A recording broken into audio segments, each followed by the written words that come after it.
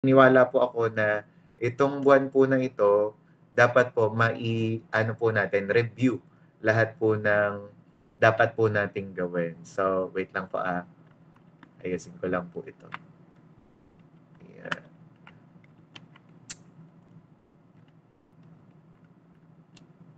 Ay, wait a minute.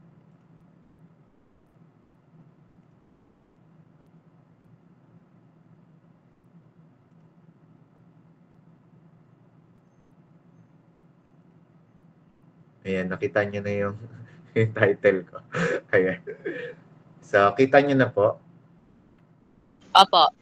Ayan. So, ayan.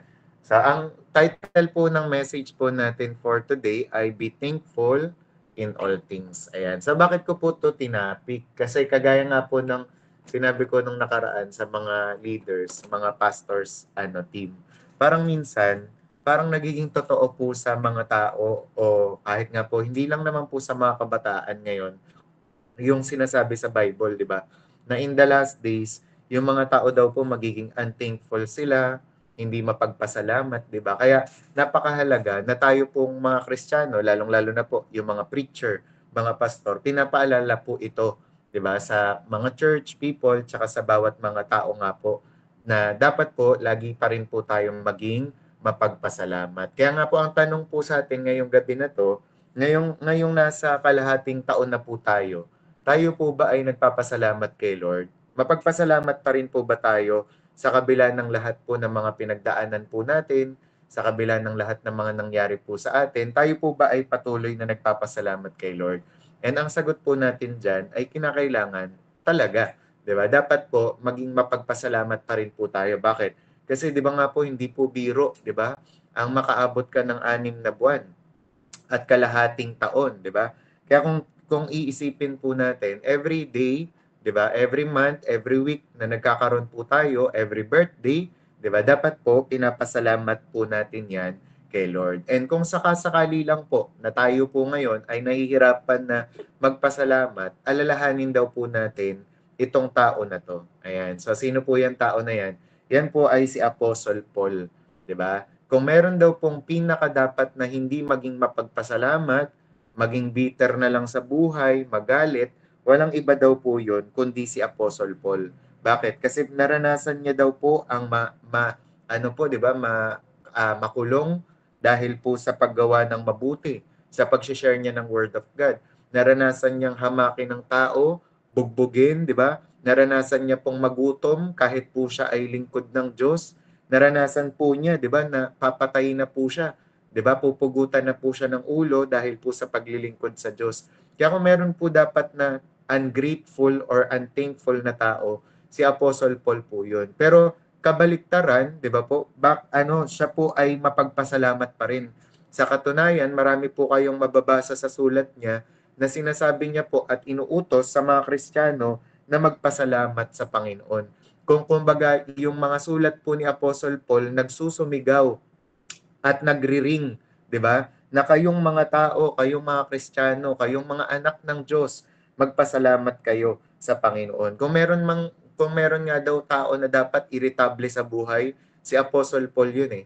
Pero magugulat po kayo dahil sa mga sulat niya, ang daming mababasa kayo, magpasalamat, 'di ba? Be thankful, always be grateful, rejoice evermore, rejoice in the Lord always. 'Di ba? Kaya itong tao na 'to nakakabilib po 'to kung tutuusin. Bakit? Kahit ganun na po yung mga nangyari sa kanya, iniwan siya ng mga kaibigan niya, wala siyang maasahan kundi ang Panginoon, pero sinasabi niya pa rin, nire-remind niya pa rin sa lahat ng mga tao at sa mga churches na maging mapagpasalamat kay Lord. And in fact, sabi nga po dito sa verse po natin sa Ephesians 5:19 to 20, sabi dyan, sing and make music in your heart to the Lord, always giving thanks to God, the Father, for everything in the name of our Lord Jesus Christ. I-type nyo nga po sa ating comment section, always. Ayan, sabi po dyan, always. Di ba? Ibig sabihin po ng always, palagi. Di ba? Na lagi po tayong magpasalamat kay Lord. Meaning to say, kahapon, dapat nagpasalamat ka kay Lord. Ngayon, dapat magpasalamat ka. Bukas, dapat magpasalamat ka. Always. Ibig sabihin po niyan, palagian. Di ba? Hindi minsan, Hindi once a week, hindi once a month, kundi always. And sabi nga po, di ba, isipin niyo pong maigi yun. Nasabi po ni Apostle Paul, sabi, always give thanks for everything. Di ba? Sabi, no matter the circumstances. Sabi, thanksgiving for the Apostle Paul was not a once-a-year celebration, but a daily reality that changed his life and made him a joyful person in every situation. Kaya kung mapapansin niyo po, si Apostle Paul ay napakamasiyahing tao. Lagi po siyang joyful na tao kahit ano pa man pong mangyari sa buhay niya. Bakit? Ano po kasi ang sekreto? Kasi he is always giving thanks to God. Lagi siyang mapagpasalamat sa Diyos. Kaya ngayon pa lang, sa pagsisimula pa lang po natin, ito na yung itanong mo sa sarili mo. Ikaw ba ay mapagpasalamat na tao? Hindi ko sinasabi dito kung ikaw ba ay bago pa lang na Kristiyano o bagong anak ng Diyos o kaya naman ay matagal na. Ang tanong ko po dito, ikaw ba ay mapagpasalamat pa rin? 'Di ba? Sa estado ng buhay mo o sa sitwasyon ng buhay mo ngayon, ikaw ba ay nagpapasalamat kay Lord? Bakit? Kasi sabi nga dyan, in all of our circumstances, no matter what the circumstances are or is, 'di ba? Tayo po ay dapat magpasalamat pa rin sa Panginoon. Kasi bakit? Sabi nga po dyan, thanksgiving, the giving of thanks to God for all His blessings should be one of the most distinctive marks of the believer in Jesus Christ. Kasi kung ikaw daw po ay naniniwala kay Jesus, isa sa mga marka na dapat mong taglayin ay yung mapagpasalamat ka kay Lord. 'Di ba? Sino po sa inyo ang hindi mapagpasalamat? Sa halip ay reklamador pa. Yan daw po ay hindi palatandaan ng pagiging Kristiyano o anak ng Diyos. Kung ikaw daw po ay naniniwala sa Diyos, kung ikaw ay Kristiyano, kung ikaw ay anak ng Diyos, ang dapat attitude mo, mapagpasalamat ka kay Lord. So whether umuulan, umaraw, mapagpasalamat kay Lord. Whether may ulam, wala, konti, mapagpasalamat kay Lord. Whether malaki ang pera o kokonti, mapagpasalamat kay Lord. Yan po ang lagi nating kumbaga sinasabi po sa church people, tinuturo po. Bakit? Kasi kapag mapagpasalamat ka kay Lord, palatandaan yan na ikaw ay Kristiyano. Kaya amen ba dyan? Heart nga dyan. Di ba kung andyan pa po kayo, mag-react po kayo. Ayan. And sabi nga po dyan, we must not allow a spirit of ingratitude to harden our heart and chill our relationship with God and with others. And sabi nga po, di ba, wag daw natin hahayaan na yung ingratitude, patigasin ang mga puso natin, di ba, at palamigin ang relasyon natin sa Diyos at sa tao. Kasi alam niyo kung bakit? Kasi kapag daw hindi tayo pala thankful o mapagpasalamat, tumitigas ang puso natin. 'Di ba? Imagine niyo na lang, hindi kayo mapagpasalamat sa Diyos. Yan ang dahilan bakit ka nanlalamig. Alam mo bakit ka malamig sa Kristiyanong pamumuhay mo o sa relasyon mo sa Diyos? Baka kasi hindi ka mapagpasalamat. Baka kasi hindi ka mapagpuri sa Diyos. Pero alam mo ba, ang isang Kristiyano na lagi nagpapasalamat kay Lord, on fire yan sa Panginoon. Lagi yang talaga namang nagsashine. Laging glorious ang buhay po niyan. And also, ang mapagpasalamat na tao sa kapwa naman, lagi rin po yan talagang on fire sa kanyang relasyon sa mga tao. Kaya nga halimbawa, ang isang asawa, 'di ba? Ang asawang lalaki, hindi na siya thankful sa asawa niyang babae. O kaya naman vice versa, yung asawang babae, hindi na siya thankful doon sa mister niya. Diyan na po sila lumalamig. Yung relasyon po nila lumalamig na sa isa't isa. Pero kung araw-araw nag-appreciate ang mag-asawa, ang mister tsaka misis, lagi silang nag-appreciate ng maganda sa isa't isa, tingnan niyo po, magiging talagang on fire, di ba? Talaga namang sweet ang kanilang relationship. Ganon din sa mga anak, kapag ina-appreciate lagi ng anak, yung kanilang magulang, yung kanilang nanay at tatay, di ba? Sino ang hindi sisipagin na nanay, di ba? Kapag laging sinasabihang masarap ang luto, di ba? Talagang maputi ang nilabhan, di ba? Talagang gaganahan ang bawat mga nanay. Ganon din ang tatay kapag talagang umuuwi sa bahay, di ba? Ay kinikis agad ng misis o kaya naman sinasalubong ng mga anak, hindi cellphone ng cellphone, di ba?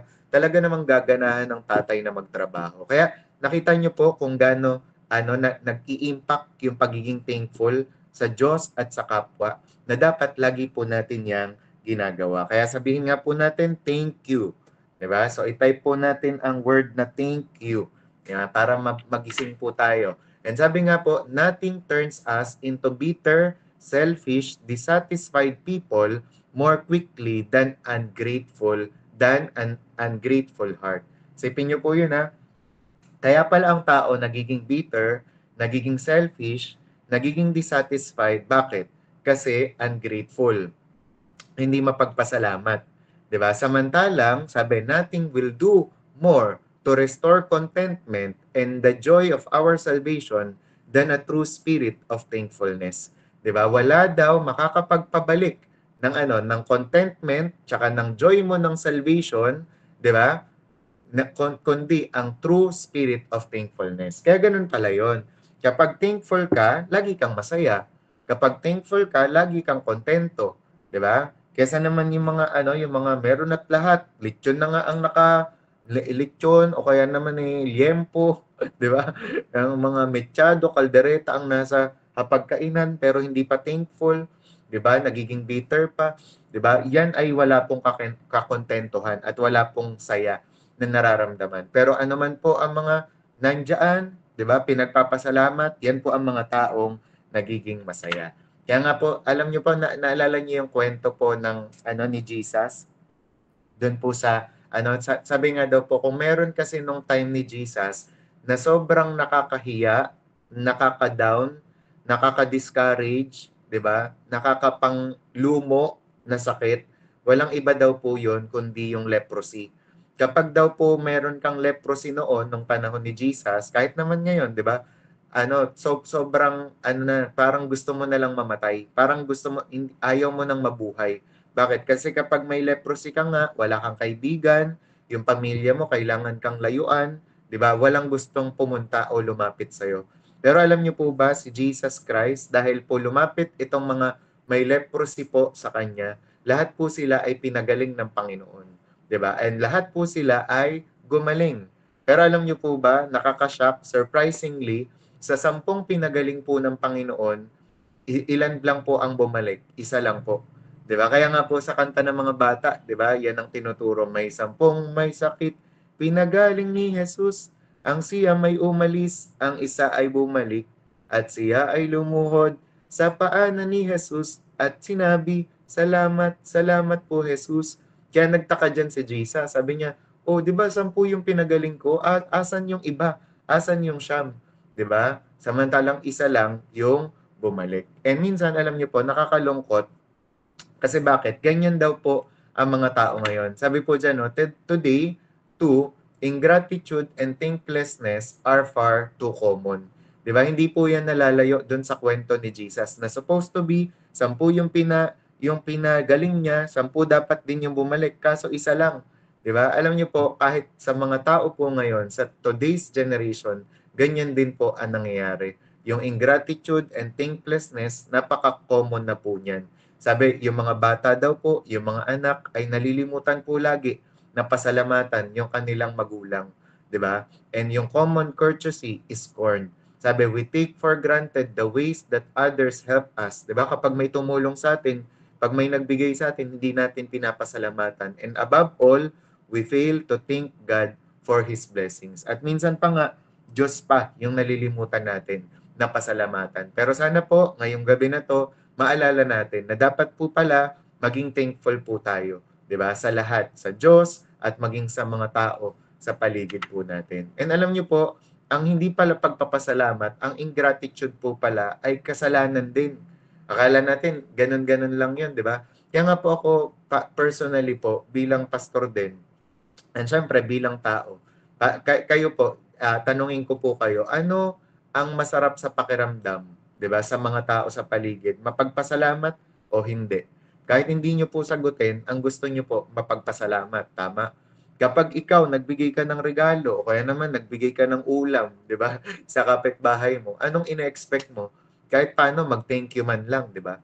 And ganun din po ang ine-expect ng Diyos sa atin. Kaya po ang ingratitude para sa Diyos ay isang kasalanan din.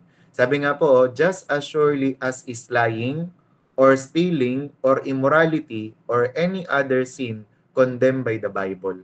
'Di ba? Ang hindi po pagpapasalamat, katumbas po siya ng pagsisinungaling pala, pagnanakaw o immoralidad. Kasi bakit? Ang inuutos ng Diyos, magpasalamat tayo sa Kanya. Ngayon, kapag hindi natin ginawa, di ba? So, kasalanan yun. Di ba? Kaya sabi, one of the Bible's indictments against rebellious humanity is that although they knew God, they neither glorified Him as God nor gave thanks to Him. At isa po sa nirereklamo ng Diyos sa mga tao, di ba? Although alam nila o kilala nila ang Diyos, hindi daw nila gino-glorify o hindi daw nila pinapasalamatan ang Diyos. Kaya tayong mga nakikinig ngayon, sana po hindi po tayo guilty dyan sa kasalanan na yan, di ba? Na dapat kung meron man po tayong matanggap, di ba? Makatanggap po tayo ng buhay, di ba? Halimbawa po bukas, gumising ka ulit, di ba? Dapat po ay pasalamatan po natin ang Panginoon agad-agad. Di ba? Pagising mo pa lang ng umaga, pa-thank you ka na agad. 'Di ba? Sa mga binibigay ng Panginoon, whether materially, financially, anumang klaseng blessing po 'yan, pasalamatan po natin.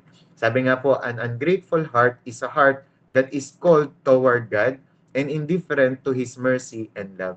Kasi kapag hindi ka mapagpasalamat, parang indifferent ka daw, ibig sabihin wala kang pake sa pag-ibig tsaka sa awa ng Diyos. Di ba sabi ng Bible, ang awa daw ng Diyos tsaka pag-ibig, bago sila araw-araw. They are new every morning. Great is thy faithfulness. Kaya kapag nagpapa-thank you ka, you recognize and you acknowledge na ang Panginoon mahabagin siya at maawain siya. And sabi, it is a heart that has forgotten how dependent we are on God for everything. Kaya nakakalungkot po, kapag hindi ka po mahilig maging mapagpasalamat, ibig sabihin, nalilimutan mo na tayo po lahat po tayo ay nakadepende lang po sa Diyos para sa lahat. Imaginein mo, pag ikaw, 'di ba, halimbawa po ang isang branch alisin mo sa puno, 'di ba namamatay? 'Di ba ang isda alisin mo sa tubig, 'di ba namamatay? Ganon din daw po tayo. Kapag tayo o ang tao inalis mo ang Diyos sa buhay niya, mamamatay po tayo. 'Di ba? Tatandaan po natin, God without man is still God. Pero man without God is nothing. Kaya dapat po nire-recognize natin, ina-acknowledge po natin na lahat-lahat ng meron tayo galing sa Diyos. Kaya dapat pinagpapasalamat po natin yun. And alam niyo po ba, and in fact, sabi nga po dito, from one end of the Bible to the other, we are commanded to be thankful. Diba? Magkabila po yan. Sinasabi ng Panginoon sa atin na maging mapagpasalamat tayo. And in fact, thankfulness is the natural outflowing of a heart that is attuned to God. So yun po ang katunayan doon, na kung malalaman mo kung okay ka sa Diyos, kung mapagpasalamat ka.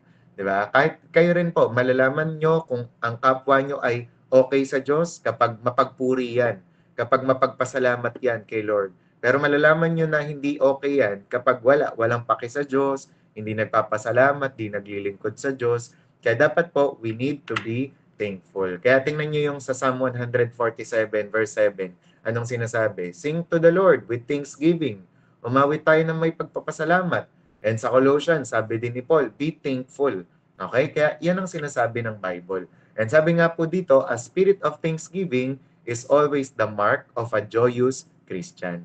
Diba? Ang isang masayahin na Kristiyano ay laging nagpapasalamat. And ngayon, why should we be thankful? Bakit ba tayo dapat maging mapagpasalamat?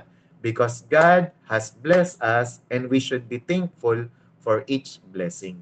Diba? Na dahil pinagpala tayo ng Diyos, dapat maging mapagpasalamat po tayo.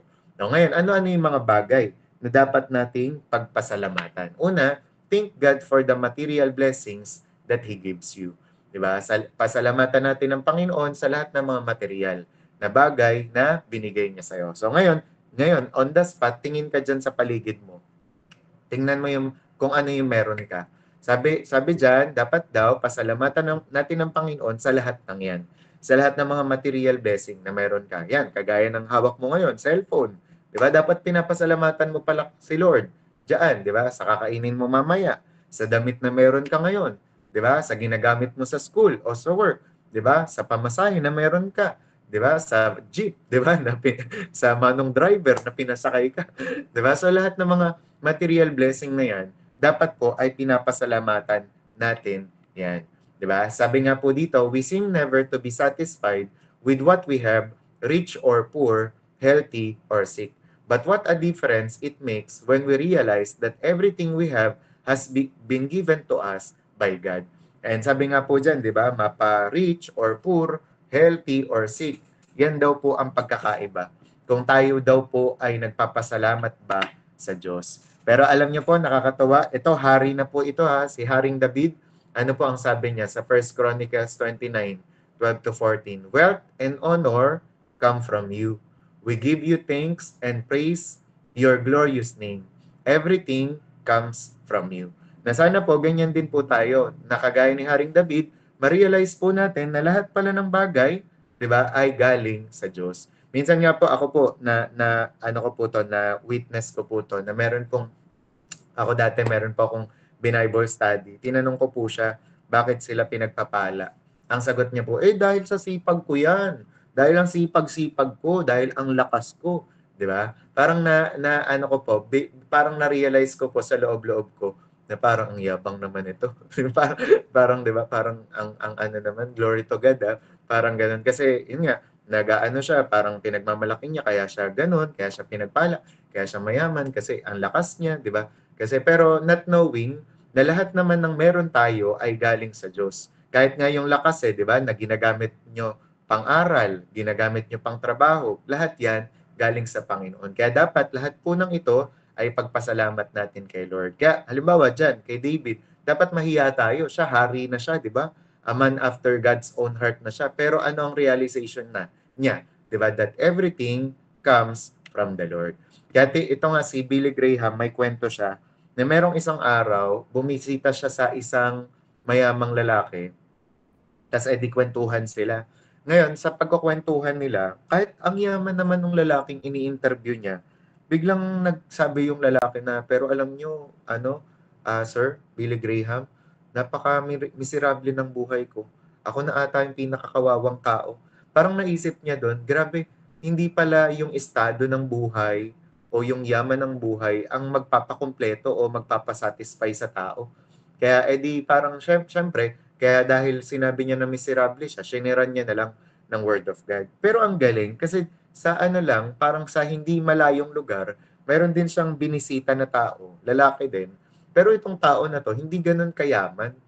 Parang ano lang, meron lang siyang enough na mga material blessing o kumbaga wealth.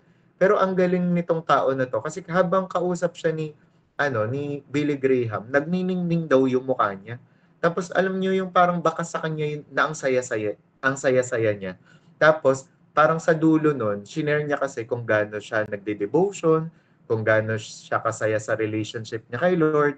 And doon na-realize ni Billy Graham na that's the difference. Yun ang pinagkaiba ng mayamang lalaki doon sa sakto lang, 'di ba, ang pamumuhay, pero thankful at talagang may relasyon sa Diyos. Na yung tao na yon hindi siya miserable, hindi kawawa yung tingin niya sa sarili niya. Bakit? Kasi ayos siya kay Lord and at the same time marunong siyang magpasalamat sa Panginoon. And alam nyo, ganun din ang mensahe ng Panginoon sa atin. Ganon din ang pinaparating ng kwento na to ni Billy Graham sa atin. Na paano ka daw magiging satisfied sa buhay, paano ka magiging masaya sa buhay by being thankful, 'di ba? Paano ka magiging kontento sa pamamagitan ng pagpapasalamat. Kaya nawa po, sa lahat po ng mga nandito, sa lahat po ng mga nakikinig, 'di ba po? Lahat po ng meron tayo, dapat po ipagpasalamat natin 'yan kay Lord, 'di ba? Amen. Amen. Okay? So next po natin, sabi nga po, kagaya po ni Apostle Paul, anong realization po niya? Sabi po dyan, I have learned the secret of being content in any and every situation, whether well-fed or hungry, whether living in plenty or in want. Natutunan niya na maging kontento. Diba? Kaya nawa po, tayo rin ay ganyan din po yung may apply po natin sa buhay po natin. And sabi nga po dito, a spirit of thankfulness makes all the difference. Kaya kapag thankful ka, magiging iba ka talaga. 'Di ba? Yan ang magiging kaibahan mo sa lahat. 'Di ba? Mapapansin 'yan ng mga tao sa paligid mo, 'di ba? Bakit ito si Aaron ang saya-saya? 'Di ba? Wala naman siyang pera, 'di ba? Para ano yan, kumbaga mapapansin ng iba. Bakit? Kasi may relasyon sa Panginoon, kontento, 'di ba? Mapagpasalamat. 'Di ba? Bakit ito si Emily? Laging naka-smiling face to. Bakit nagliliwanag to?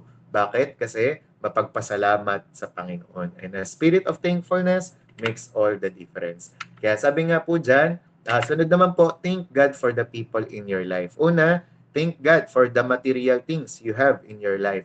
Pangalawa, thank God for the people in your life. Gusto nyo maging masaya? Ang July hanggang December nyo pa, 2024, maging mapagpasalamat po kayo saan? Sa paligid nyo, sa mga tao sa paligid nyo. Unahin nyo na dyan ang nanay at tatay nyo, ang mga kapatid nyo, pasalamatan nyo na agad yan. Kaya kung meron kayong katabi dyan na pamilya, magpasalamat kayo, di ba? Pasalamat kayo sa nanay nyo, pinaglulutuan kayo, pinaglalaba kayo. Salamat kayo sa tatay nyo, pinagtatrabaho kayo, binibigyan kayong baon, di ba?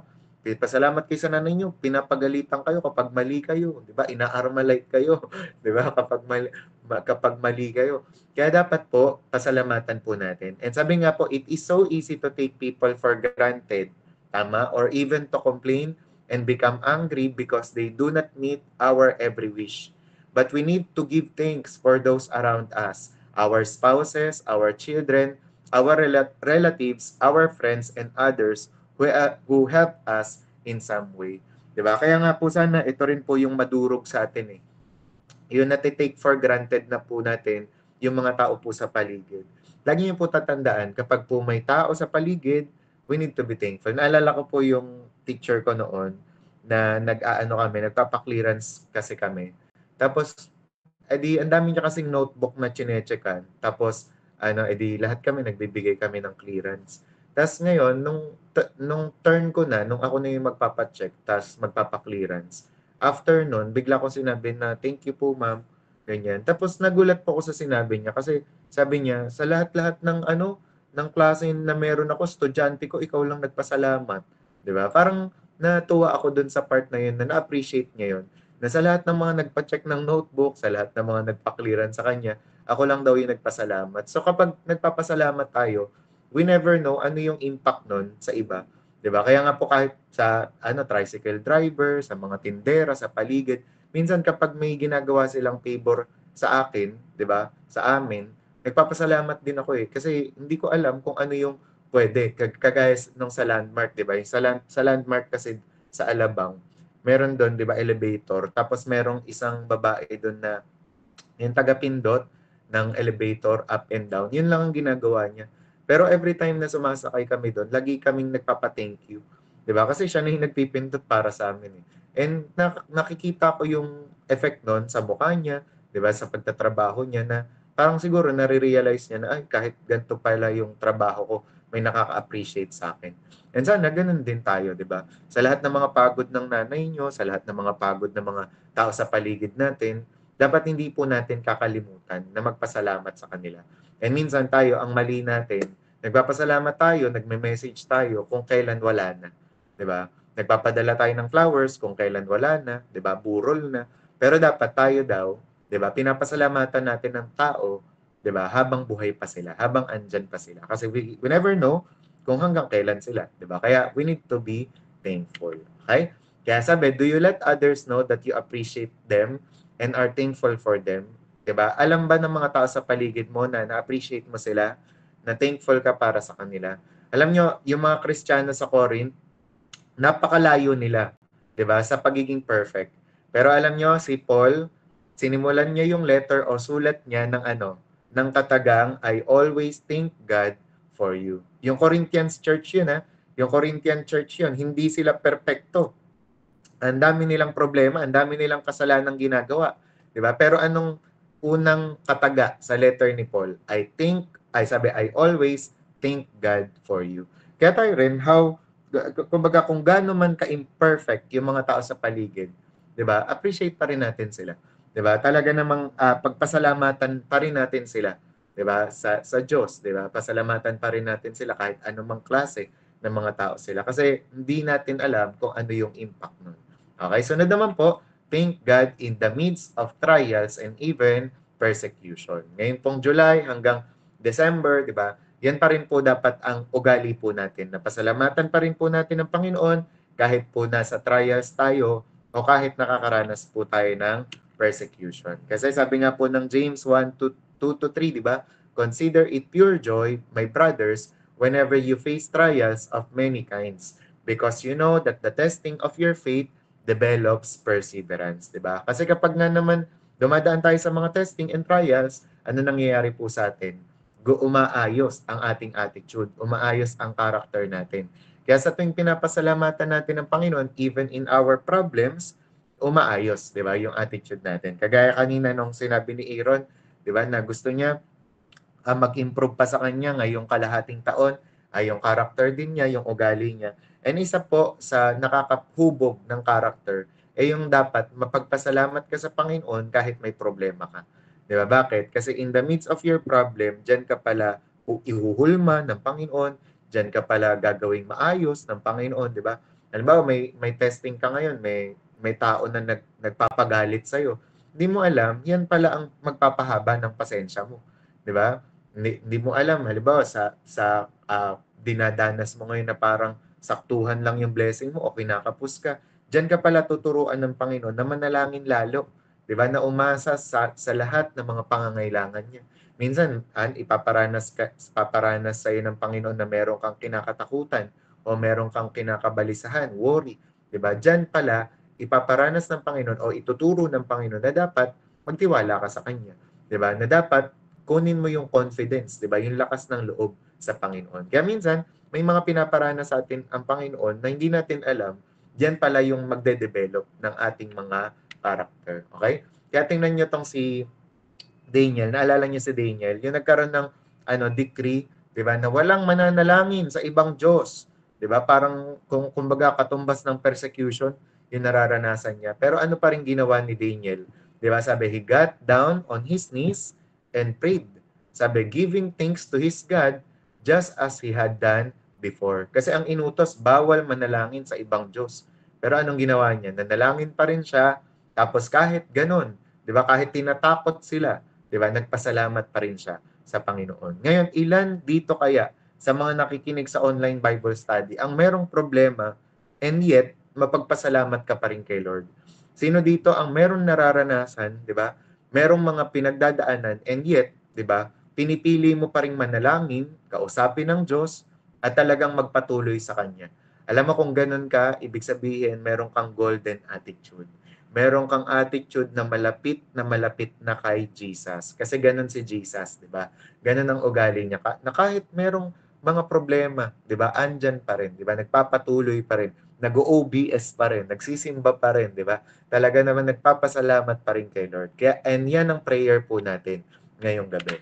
And sabi nga po ng 1 Thessalonians 5:18, give thanks in all circumstances, for this is God's will for you in Christ Jesus. Diba? Sabi po dyan, in all circumstances, sa lahat ng pagkakataon, sa lahat ng sitwasyon. Bakit? Kasi yan ang kalooban ng Diyos sa atin. Diba? Bakit tayo mapagpasalamat?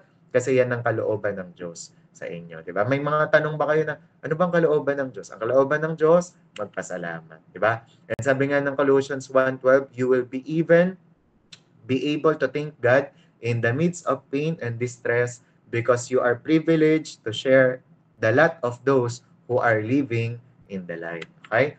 And also, thank God especially for His salvation in Jesus Christ. Ano pa po yung mga dapat ipagpasalamat natin kay Lord? Siyempre, ang kaligtasan natin sa Panginoon. Sino dito thankful na niligtas siya ni Lord? Mag-heart. Ayan, di ba? Kung ikaw ay thankful na ikaw ay niligtas ng Panginoon, thankful ka sa ginawa ni Jesus sa krus ng Kalbaryo, dapat araw-araw yan, pinapasalamatan mo sa Panginoon. Kasi, di ba, imagine, napakarami nating kasalanan, di ba? Kung iisa-isahin, hindi magkakasya sa bond paper, di ba? Kung iisa-isahin, hindi mo kayang isulat dahil napakarami, di ba? But thank God, pinatawad tayo ng Panginoon. Thank God, through Jesus Christ, naligtas tayo. At higit sa lahat, pwedeng hindi na tayo mapunta sa impyerno, di ba? Because of what the Lord has done. Kaya di ba yung mga kanta natin, look what the Lord has done.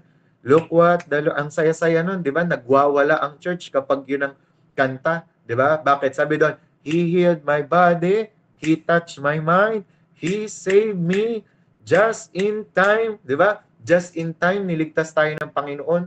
Nung time na parang feeling mo, pupunta ka na sa impyerno, yung time na parang feeling mo wala nang naniniwala sa'yo, yung time na parang feeling mo ikaw na ang pinakamaduming makasalanang tao sa balat ng tokwa, 'di ba? Niligtas ka ng Panginoon, 'di ba? Kaya naman thank God especially for His salvation in Jesus Christ. Diba? Kaya sana maging totoo sa'yo, diba, na I'm forever grateful to you forever, di ba? Pag kinakanta natin yung mga yan, talagang todo taas ng kamay dapat tayo. Todo yung birit natin, di ba? Kasi thankful tayo kay Lord. And alam niyo, meron niyang isang kwento si Billy Graham. Ang galing nun. Bakit? Kasi merong isang bata, sabi, na ano daw siya, natagpuan siya na nawawala sa isang gubat. Ngayon tinanong siya ng mga tao, sabi nung nakakita sa kanya, bata, bata, ano, paano ka namin matutulungan? Paano ka makaka-uwi ng bahay nyo? Alam niyo yung sinabi ng bata. Sabi niya, kapag po nadala niyo po ako dun sa church doon na may krus, kaya ko na pong umuwi, makaka-uwi na po ako. Diba? Ulitin ko po pag po nadala niyo po ako dun sa church, dun po sa krus, kaya ko na pong makaka-uwi na po ako. And alam niyo po, ganun din sa buhay natin. Kapag po tayo, napalapit po tayo sa krus ni Jesus, we can come home. Diba? Pwede na po tayong makauwi. Pwede po tayong bumalik sa Panginoon through the power of the cross. Hallelujah! Diba? Kaya tayo kapag po tayo naliligaw, parang feeling nyo, nasang ka na, ano na tong nangyayari sa akin, balik ka lang dun sa krus, tingnan mo, tatama ang landas mo. Makakauwi ka sa dapat mong kauwian. Amen? Amen. That's the power of the cross. Kaya di ba sabi nga rin, through the cross, we can be restored. And sabi nga po, God has given us the greatest gift of all, His Son. Di ba? Who died on the cross and rose again so that we can know Him personally and spend eternity with Him in heaven.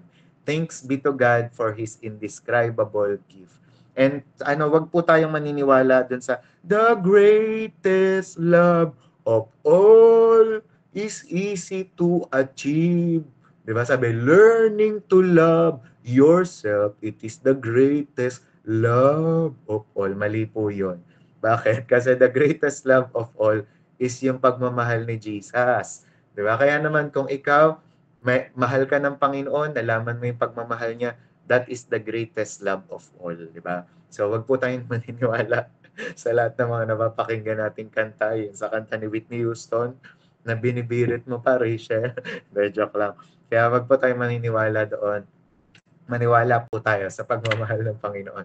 And sabi nga po, for God so loved the world that He gave His only Son, that whoever believes in Him shall not perish, but have everlasting life. And last na lang po, ito, ano pa pong dapat ipagpasalamat natin kay Lord? Thank God for His continued presence and power in your life. Ayan. So, thank God. Kasi bakit? Tuloy-tuloy ang presensya ng Panginoon at yung kanyang kapangyarihan, nararanasan pa rin natin. Imagine niyo, 'di ba? Sino ba ang nagbibigay ng lakas kada araw, kada gising mo, 'di ba? Imaginein mo, kunwari pagod ka ngayon. Matulog ka lang ngayon, 'di ba? Matulog ka lang maya-maya bukas meron ka ng another strength, 'di ba? Bakit? Kanino at saan galing 'yan? Walang iba kundi kay Lord. Bakit? Kasi continuous yung kanyang supply ng kanyang presensya. 'Di ba? Halimbawa, naubusan ka ng pera ngayon. 'Di ba? Pray ka lang. 'Di ba? Magugulat ka bukas makalawa meron ulit. 'Di ba? Bakit? Kasi kanino galing 'yan? Kay Lord kasi. Kaya let's thank God for His continued presence and power in your life. Kaya sana, 'di ba, kagaya po ng kay Moses, 'di ba, ang kanyang motto sa buhay, ayaw niyang magpatuloy nang wala ang Panginoon. 'Di ba? Kung hindi rin lang sila sasamahan ng Panginoon, ayaw niya na, 'di ba, na magpatuloy. Alam niyo po, sana ganun din po tayo. Na kung hindi rin tayo sasamahan ng Panginoon, 'di ba? Ngayong July hanggang December, ayaw na po nating magtuloy. Pero thank God, bakit? Ang sabi ng Panginoon, sasamahan niya tayo even to the ends of the world. Kaya ang magandang balita dito, mag-July man ngayon, mag-August man hanggang mag-December, kaya mong harapin lahat po ng yon. Bakit? Kasi kasama mo ang Panginoon. Amen? Amen. Kaya po ngayon, 'di ba, as we continue this year, 'di ba, manampalataya tayo, maniwala tayo na kaya po nating lahat. 'Di ba? Kaya natin ang mga problema, kaya natin trabaho, mga pag-aaral, walang imposible sa Diyos. And sabi nga, when we come to Christ, it is not the end, but the beginning of a whole new life. Sabi, He is with us and He wants to help us follow Him and His Word. Lalong-lalo na ang Kristiyanong buhay, Hindi naman po tayo pinabayaan ng Diyos dyan na sige, magpakabanal kayo. 'Di ba? Hanggang gusto nyo, sa lakas nyo. Hindi. 'Di ba po? Lahat po ng mga pinag-uutos niya, siya rin po ang nag-empower para magawa po natin yun. And sabi, in ourselves, we do not have the strength that we need to live the way God wants us to live. But when we turn to Him, we discover that it is God who works in us to will and to act according to His good purpose. Siya ang may akda ng lahat. And sabi nga, nangako daw ang Panginoon, di ba, sa kanyang mga tagasunod, na all authority in heaven and on earth has been given to me. Surely, sabihin nyo, surely. Yan, type nyo, surely. Sabi dyan, I am with you always, even to the very end of the age. Di ba? Surely yon, di ba? Talaga namang sure na sure. Ang Panginoon po ay sa atin kahit hanggang dulo ng mundo. 'Di ba? Kahit hanggang dulo ng panahon. Kaya kung ganun po ang encouragement ng Diyos sa atin, anong bagay ang hindi natin makakaya? Kaya laging tatandaan, kaya to. 'Di ba? Malalagpasan natin to. Matatapos ang taon na ito, ang buwan na ito, 'di ba? Na talagang victorious tayo. And sabi nga po, in many countries, in our conclusion po, a special day is set aside each year for Thanksgiving. Lalo na sa Amerika, 'di ba? Meron silang tinatawag na Thanksgiving Day. Pero alam niyo sa Kristiyano, but for the Christian, every day can be a day of thanksgiving. Hallelujah! Bakit? As we are always giving thanks to God the Father for everything in the name of our Lord Jesus Christ. Kaya sa atin po, every day is a Thanksgiving Day. This is the day that the Lord has made. We will rejoice and be glad in it, di ba? Araw-araw Pasko, araw-araw nagpapasalamat tayo sa Diyos, di ba? And alam niyo po ang surprising na attitude ng Diyos. Ang Diyos, mas lalo siyang nagbibigay kapag thankful ang isang tao. Di ba? Kaya kapag mas marami kang thank you, mas maraming ibibigay si Lord sa'yo. Kaya ang tip ko sa'yo, thank youhan mo na si Lord araw-araw. Nang sa gayon, magmula July hanggang December, marami kang matanggap. Amen! Amen. And that's all. To God be the glory. Ayan. Okay, dyan po nagtatapos ang ating lesson. Nasa na ako? Wait lang Ayan. So ngayon po, amen, amen. Mag-heart nga kayo kung andyan pa kayo. Amen. Ayan.